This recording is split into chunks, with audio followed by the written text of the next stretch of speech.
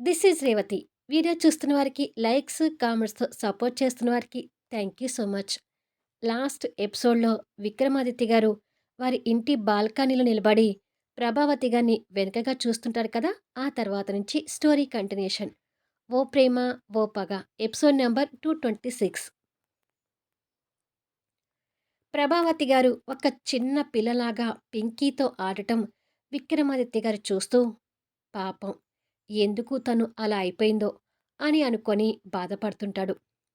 రూమ్‌లో సామ్రాట్ ఆఫీస్‌కి రెడీ అవుతూ, కాలేజీ రోజుల్లో ప్రభావతి గారు ప్రేమించి పెళ్లి చేసుకున్నారు అని చంద్రమౌళి చెప్పిన మాటల్ని గుర్తు తెచ్చుకుంటూ ఉండగా, శక్తి అక్కడికొచ్చి, "పింకీని స్కూల్‌కి నువ్వు తీసుకెళ్తావా సామ్రాట్?" అని అడుగుతుంది. "నేనే తీసుకెళ్తాను కానీ, మీ అమ్మగారు ఏ కాలేజీలో చదివారో నీకేమైనా ఐడియా ఉందా శక్తి?" అని అడుగుతాడు. "ఇప్పుడు ఆ విషయం గురించి ఎందుకడుగుతున్నావు?" అంటుంది శక్తి. "మీ అమ్మగారు ఏ కాలేజీలో చదివిందో తెలుసుకుంటే, తను ఎవ్వరిని ప్రేమించిందో తెలుసుకునే అవకాశం ఉండొచ్చు. అందుకే అడుగుతున్నాను" అంటాడు. "అయితే మా అమ్మ చదివింది మన కాలేజీలోనే సామ్రాట్" అని సమాధానమిస్తుంది. "మన కాలేజీలోనా?" అంటాడు ఆశ్చర్యపోతూ. "అవును. కావాలంటే అమ్మ సర్టిఫికేట్స్ చూపిస్తాను ఉండు" అంటూ శక్తి ప్రభావతి గారి సర్టిఫికేట్స్ తీసుకొచ్చి చూపిస్తుంది. ప్రభావతి గారు ఎంబీఏ ఫస్ట్ క్లాస్‌లో పాస్ అయిన సర్టిఫికేట్స్ అవి. సామ్రాట్ ఆ కాలేజ్ పేరు చూస్తూ, "నిజమే. ఒకసారి కాలేజ్‌కి వెళ్ళి అక్కడ ఎంక్వైరీ చేస్తాను" అంటాడు. "సరే సామ్రాట్. నువ్వు ఆ ప్రయత్నం చెయ్యి. నేను మా తాతయ్య వాళ్ళు చనిపోయినప్పటి న్యూస్ పేపర్ వెతికే ప్రయత్నంలో ఉంటాను. అప్పటి న్యూస్ ఏమైనా చూస్తే అసలు వాళ్ళ మరణం వెనుక ఇంకేమైనా కారణాలు ఉన్నాయేమో తెలుసుకోవచ్చు" అంటుంది శక్తి. "సరే శక్తి. పింకీకి స్కూల్ టైం అవుతుంది. వెళ్ళి తనని తీసుకురా" అంటాడు. సరే అని చెప్పి శక్తి వెళ్ళిపోతుంది. సామ్రాట్ ఆలోచిస్తూ, చంద్రమౌళి చెప్పిన మాటల ప్రకారం ప్రభావతి గారు ఒక నిరుపేద వ్యక్తిని పెళ్లి చేసుకుందని చెప్పాడు. ప్రభావతి గారు ప్రైవేట్ కాలేజీలో చదివినప్పుడు పేదవాడైన అతను ఆ కాలేజీలో ఎలా చదివి ఉంటాడు? ఏదైనా స్కాలర్‌షిప్‌తో చదివి ఉంటాడా? కాలేజ్‌కి వెళ్తే ఏమైనా వివరాలు తెలియవచ్చు అని అనుకుంటాడు. ఇక్కడ విక్రమాదిత్య గారు ప్రభావతి గారిని వెనుకగా చూస్తుండగా, శక్తి వాళ్ళ దగ్గరికొచ్చి, "నీకు స్కూల్ టైమ్ అవుతుంటే ఇంకా అమ్మమ్మతో ఆడుతున్నావేంటమ్మా?" అని అడుగుతుంది. "అమ్మమ్మతో ఎంతసేపు ఆడినా ఇంకా ఆడాలనిపిస్తుంది శక్తి" అంటుంది పింకీ. "సాయంత్రం వచ్చాక ఆడుకోవచ్చు. మీ హీరో నిన్ను స్కూల్‌కి తీసుకెళ్ళటానికి వెయిట్ చేస్తున్నాడు. పద" అంటూ పింకీని తీసుకొని, "నువ్వు కూడా రామ్మా" అంటూ తల్లిని కూడా తీసుకొని అక్కడి నుంచి వెళ్తుంది శక్తి. వాళ్ళు వెళ్ళిపోగానే విక్రమాదిత్య గారు ఏదో నిరాశ పడుతూ లోపలికి వెళ్ళిపోతాడు. కొద్దిసేపటికి సామ్రాట్ పింకీని తీసుకొని కార్ దగ్గరికొచ్చేసరికి, "నేను తాతయ్య దగ్గరికి వెళ్ళి స్కూల్‌కి వెళ్ళి వస్తానని చెప్పు వస్తాను హీరో" అంటుంది పింకీ. "త్వరగా వస్తావు కదా?" అడుగుతాడు సామ్రాట్. "ఓ, వెంటనే వచ్చేస్తాను" అని చెప్పి పింకీ ఆ ఇంటికి వెళ్తుంటుంది. శక్తి, చరిత రెడీ అయి వాళ్ళు ఆఫీస్‌కి వెళ్ళటానికి బయటకొస్తారు. "వినోద్ ఆఫీస్‌కి వెళ్ళిపోయాడు కదా చరిత?" అడుగుతాడు సామ్రాట్. "ఇంతకు ముందే వెళ్ళిపోయాడు బావగారు" అని చెప్తుంది చరిత. "కాలేజ్‌కి వెళ్ళాక ఏ విషయాల గురించైనా తెలిస్తే నాకు ఫోన్ చేసి చెప్పు సామ్రాట్" అని చెప్పి శక్తి బైక్ స్టార్ట్ చేస్తే చరిత వచ్చి కూర్చుంటుంది. "అలాగే చెప్తాను. కానీ ఇద్దరు జాగ్రత్తగా వెళ్ళండి" అని సామ్రాట్ చెప్పగానే ఇద్దరూ వెళ్ళిపోతారు. సామ్రాట్ ఇంకా ఆ విషయం గురించి ఆలోచిస్తూ, కాలేజ్‌కి వెళ్ళాక శక్తి వాళ్ళ నాన్నగారి గురించి ఏమైనా డీటెయిల్స్ తెలిస్తే బాగుండు అని అనుకుంటాడు. ప్రభావతి గారి ఫోటో కిందిగా విక్రమాదిత్య గారు సోఫాలో కూర్చొని పేపర్ చదువుతుంటే, "తాతయ్య" అంటూ పింకీ అక్కడికొస్తుంది. పాప పిలుపు వినపడగానే విక్రమాదిత్య గారు పేపర్ పక్కకు పెట్టి, "స్కూల్‌కి వెళ్తున్నావా పింకీ?" అంటూ పాపని దగ్గరకు తీసుకుంటాడు. "అవును తాతయ్య. మీకు చెప్పి వెళ్దామని వచ్చాను" అంటుంది పింకీ. "నా బంగారు తల్లి. రోజు రోజుకి నాకు బాగా దగ్గరవుతుంది" అంటూ పింకీ నుదుటి మీద ముద్దు పెట్టి, ఆల్రెడీ పింకీ కోసం రెడీగా జేబులో పెట్టుకున్న చాక్లెట్ తీసి తనకిస్తాడు. రోజూ చాక్లెట్స్ తినొద్దు అని హీరో చెప్పాడు తాతయ్య అంటుంది పింకీ ముద్దు ముద్దు మాటలతో. ఏం మీ హీరో చాక్లెట్స్ తినకుండానే పెరిగాడంటనా అంటూ సామ్రాట్ మీద కాస్త అకుస్తో అంటాడు. ఏమో తాతయ్య, ఈసారి మా హీరోని అడిగి చెప్తాన్లే అంటుంది పింకీ నవ్వుతూ. పాప మాటలకి విక్రమాదిత్య గారు కూడా నవ్వుతూ, నేనిచ్చేది చిన్న చాక్లెటే కాబట్టి ఈ చాక్లెట్ వల్ల ఏమీ కాదని మీ హీరోకి చెప్పు అంటాడు. సరే తాతయ్య అంటూ పింకీ చాక్లెట్ తింటూ ప్రభావతి గారి ఫోటో వైపు చూస్తుంది. ఇక చూపు తిప్పకుండా పింకీ ఆ ఫోటో వైపే విచిత్రంగా చూస్తుంటే విక్రమాదిత్య గారు అది గమనించి, ఏంటమ్మా ఆ ఫోటో వైపు అలా చూస్తున్నావు అని అడుగుతాడు. ప్రభావతి గారు వయసులో ఉన్నప్పుడు దిగిన ఫోటో కాబట్టి పసిపిల్ల అయిన పింకీ అంత తొందరగా పోల్చుకోలేక, ఈ ఫోటోలో ఉన్న ఆవిడ కొంచెం మా అమ్మమ్మలాగా ఉంది తాతయ్య అంటుంది. పిచ్చి పిల్ల, ఇప్పుడు దాకా మీ అమ్మమ్మతో ఆడుకొని వచ్చావు కదా, అందుకే నీకు అలా అనిపిస్తుందేమో అంటాడు విక్రమాదిత్య గారు. ఏమో, అదంతా నాకు తెలీదు. కానీ ఆ ఫోటోలో ఉన్న ఆవిడ కొంచెం మా అమ్మమ్మలాగానే ఉంది అని అంటుంది. పింకీ రాకపోయేసరికి సామ్రాట్ కార్ హారన్ కొడుతుంటాడు. అమ్మో, నాకు స్కూల్ టైం అవుతుంది తాతయ్య, మా హీరో పిలుస్తున్నాడు అని చెప్పి పింకీ చెంగు చెంగున వెళ్ళిపోతుంది. వెళ్తున్న పింకీ వైపు నవ్వుతూ చూసి తర్వాత విక్రమాదిత్య గారు లేచి ప్రభావతి గారి ఫోటో వైపు చూస్తూ, పింకీ అలా అంటుందేంటి? నిజంగానే శక్తి వాళ్ళ అమ్మ తనలాగా ఉందా? ఏమోలే, ఈసారి కనిపించినప్పుడు తనని ఒకసారి చూద్దాం అని అనుకొని ఆ విషయాన్ని నిర్లక్ష్యంగా వదిలేస్తాడు విక్రమాదిత్య గారు. సామ్రాట్ హారన్ కొట్టి కాలేజీ విషయాల గురించి ఆలోచిస్తూ ఉండగా పింకీ అక్కడికి చేరుకుంటుంది.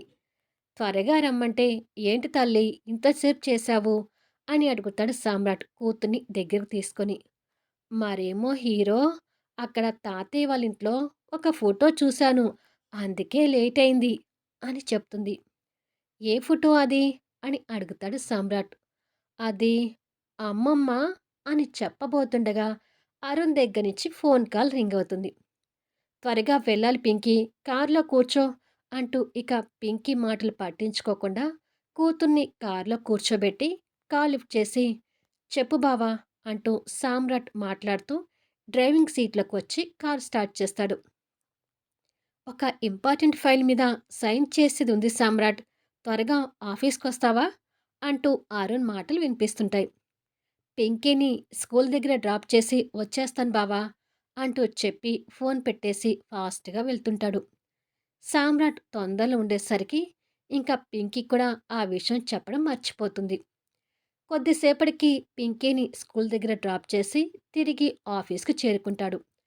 అరుణ్ ఇచ్చిన ఫైల్ మీద సైన్ చేసి, ప్రభావతి గారు ఆ చంద్రమౌళి భార్య కాదని, శక్తి అతని కూతురి కాదని జరిగిన విషయాలన్నీ నీకు చెప్పాను కదా బావా.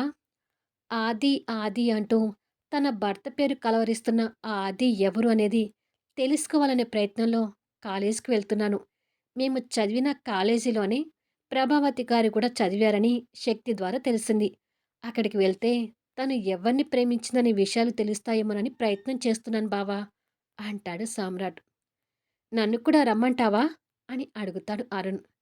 ఖాళీగా ఉంటే వచ్చేసేయ్, ఇద్దరం వెళ్ళొద్దాము అని సామ్రాట్ చెప్పగానే ఈ ఫైల్ అకౌంట్ సెక్షన్‌కి పంపించి బయలుదేరదాం అంటాడు సామ్రాట్. అన్నట్టుగానే ఇద్దరూ ఆ కాలేజీ ముందు కారు దిగుతారు. అదే సమయంలో రాజశ్రీ గారు వాకిలి బయట ఉన్న నందివర్ధన పూలు తెంపుతూ చరిత వాళ్ళ అమ్మగారైన లక్ష్మి గారితో కాల్ మాట్లాడుతూ ఉంటుంది. పైనుంచి అప్పుడే విక్రమాదిత్య గారు ఆఫీస్‌కి వెళ్ళడానికి రెడీ అయి పిఏ చక్రవర్తితో కలిసి బయటకొస్తాడు. కాల్ మాట్లాడుతున్న రాజశ్రీని చూస్తూ విక్రమాదిత్య గారు కారు ఎక్కబోతుండగా విక్రమాదిత్య గారు చూసుకొని రాజశ్రీ ఫోన్లో మాట్లాడుతూ, ఇప్పుడు దాకా శక్తి కన్న తండ్రి చంద్రమౌళి అనుకున్నాము. ఈరోజు ఉదయం సామ్రాట్ ఆ చంద్రమౌళి ఇంటికి వెళ్తే ఆ చంద్రమౌళి శక్తి కన్న తండ్రి కాదని శక్తి కన్నతల్లి అతని భార్య కాదని తెలిసింది. పాపం ఇప్పుడు శక్తి కన్నతండ్రి కోసం వెతుకుతుంది అని చెప్తుంటుంది.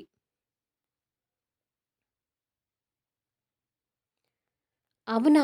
అంటూ అటునుంచి లక్ష్మిగారు కూడా ఆ మాటలు ఆశ్చర్యంగా వింటుంది. కారు ఎక్కబోయిన విక్రమాదిత్య గారు రాజశ్రీ గారి మాటలు విని ఒక్కసారిగా ఆగిపోతారు. ఈలోపు డ్రైవర్ కార్ స్టార్ట్ చేసేసరికి ఆ శబ్దానికి రాజశ్రీ గారు అటువైపుగా చూస్తారు. విక్రమాదిత్య గారు తన దగ్గరికి వెళ్తుంటే, "నేను తర్వాత ఫోన్ చేస్తాను వదినా" అని చెప్పి ఫోన్ పెట్టేసి, "గుడ్ మార్నింగ్ అన్నయ్య గారు" అంటుంది రాజశ్రీ. "గుడ్ మార్నింగ్ అమ్మా! నువ్వు చెప్పేది నిజమేనా? శక్తి కన్నతండ్రి ఆ చంద్రమౌళి కాదా?" అని అడుగుతాడు. "కాదని మాకు ఈరోజే తెలిసిందన్నయ్య గారు. ఇన్నాళ్ళు ఆ దుర్మార్గుడు శక్తి అమ్మగారి పేరు మీదున్న ఆస్తుల కోసమే శక్తి అతని కన్న కూతురని నమ్మించుకుంటూ వచ్చాడని తెలిసింది" అని ఉన్న విషయం చెప్తుంది. "రాస్కెల్! ఇలాంటి దుర్మార్గులు కూడా ఉంటారా?" అని తిట్టి, "చక్రవర్తి" అంటూ పియ్యని పిలుస్తాడు. "ఏంటి సార్?" అంటూ చక్రవర్తి దగ్గరికొస్తాడు. "ఇప్పుడు నాకు ఏ అపాయింట్మెంట్స్ ఉన్నా క్యాన్సిల్ చేసి, నేను ఆఫీస్‌కి వెళ్ళేసరికి ఆ చంద్రమౌళి ఆఫీస్‌లో ఉండాలి" అంటూ ఆర్డర్ వేస్తాడు. "తప్పకుండా సార్. మీరు ఆఫీస్‌కి వెళ్ళండి. నేను ఆ పనిలోనే ఉంటాడు" అంటాడు చక్రవర్తి. ఓకే అని విక్రమాదిత్య గారు ముందుకు వెళ్ళబోతూ, పింకీ ఫోటో చూసి అన్న మాటలు గుర్తొచ్చి, వాళ్ళ ఇంటి వైపుకి శక్తి వాళ్ళ అమ్మగారి కోసం చూస్తాడు. తను బయట కనిపించకపోయేసరికి, "శక్తి వాళ్ళ అమ్మగారు ఇంట్లోనే ఉన్నారా రాజశ్రీ?" అని అడుగుతాడు. "ఉన్నారన్నయ్య. కాకపోతే టాబ్లెట్ వేసుకుని పడుకున్నారు" అని చెప్తుంది రాజశ్రీ. "అవునా! సరేనమ్మా. మతిస్థిమితం లేని ఆవిడ కదా! తన్ని జాగ్రత్తగా చూసుకోండి" అని చెప్పి, "త్వరగా చంద్రమౌళి సంగతి చూడు చక్రవర్తి" అంటూ వెళ్ళి కారులో కూర్చుంటాడు. చూస్తుండగానే విక్రమాదిత్య గారు ఎక్కిన కార్ వెళ్ళిపోతుంటుంది. "వాడి అడ్రస్ ఎక్కడో చెప్తారా మేడం?" అంటూ రాజశ్రీ దగ్గర చక్రవర్తి చంద్రమౌళి డీటెయిల్స్ తీసుకుంటాడు. కాసేపట్లో చంద్రమౌళి చక్రవర్తితో కాల్ మాట్లాడుతూ, "నన్నెందుకు ఆ సార్ రమ్మంటున్నారు? కారణం ఏంటి?" అని అడుగుతాడు చంద్రమౌళి. "కారణాలన్నీ సార్‌ని కలిసాక తెలుస్తాయి గానీ, బయట నీకోసం కార్ వెయిట్ చేస్తుంది. త్వరగా వచ్చెయి" అంటూ చక్రవర్తి చంద్రమౌళికి ఆర్డర్ వేస్తాడు. "సరే, వెంటనే బయలుదేరతాను" అని చెప్పి చంద్రమౌళి ఫోన్ పెట్టేస్తాడు. "ఆ విక్రమాదిత్య గారు మిమ్మల్నెందుకు రమ్మంటున్నారు?" అని గాయత్రి ప్రశ్నించగా, "తెలీదు. అంత పెద్ద వ్యక్తి రమ్మన్నప్పుడు వెళ్ళకుండా ఉండటం భావ్యం కాదు. అసలు ఈ మధ్య మన టైం బాగలేదు కాబట్టి విషయమేంటో వెళ్ళి కనుక్కుంటాను" అంటాడు. "బహుశా ఆయన శక్తికి బాగా పరిచయం ఉన్న వ్యక్తి కదా! శక్తికి కన్నతండ్రి మీరు కాదని ఆయనకు కూడా తెలిసిందేమో. ఆ విషయం గురించే కనుక్కోటానికి మిమ్మల్ని రమ్మంటున్నాడేమో" అంటుంది గాయత్రి. "కావచ్చు. కానీ ఆయన రమ్మన్నా గాని నేను వెళ్ళకపోతే ఓ 10 మంది మనుషుల్ని పెట్టి నన్ను బలవంతంగా రప్పించుకునే కెపాసిటీ ఆయనకుంది. అందుకే నాకు నేనే బుద్ధిగా వెళ్ళొస్తాను" అని చెప్పి బయలుదేరతాడు. సామ్రాట్, అరుణ్ ఆ కాలేజీ ప్రిన్సిపాల్‌ని కలిసి వాళ్ళకి ఎదురుగా కూర్చొని ఉంటారు. ప్రభావతి గారి సర్టిఫికేట్స్ ప్రిన్సిపాల్ గారు చూస్తూ, "ఈ సర్టిఫికేట్స్‌ని బట్టి చూస్తే ప్రభావతి గారు ఈ కాలేజీలోనే చదివారని తెలుస్తుంది. బట్ అప్పుడు మేనేజ్మెంట్ వేరు సమ్రాట్. నాకు ఈ ప్రభావతి గారి గురించి ఏమీ తెలీదు" అని సమాధానం వస్తుంది. మళ్ళీ నెక్స్ట్ వీడియోలో కలుద్దాం. ఆ తర్వాత ఏం జరుగుతుంది? కాలేజీలో సామ్రాట్ వాళ్ళకి ఏదైనా ఇన్ఫర్మేషన్ దొరుకుతుందా? విక్రమాదిత్య గారి ఇంట్లో ప్రభావతి గారి ఫోటో చూసినట్టుగా పింకీ ఎవరికైనా చెప్తుందా? ప్రభావతి గారి తల్లిదండ్రుల మరణం గురించి శక్తికి వివరాలు తెలుస్తాయా? విక్రమాదిత్య గారి ఆఫీస్‌కి వెళ్ళిన చంద్రమౌళికి అక్కడ ఏం తెలియబోతుంది? అద్భుతమైన కథనంతో ఆసక్తికరంగా సాగిపోయే కథా వీడియోస్‌ని మిస్ కాకుండా చూడండి. కథ నచ్చితే లైక్ చేయండి, కామెంట్ షేర్ చేయండి, సబ్స్క్రైబ్ చేసుకొని ఛానల్ షేర్ చేస్తూ సపోర్ట్ చేయండి. Thanks for listening.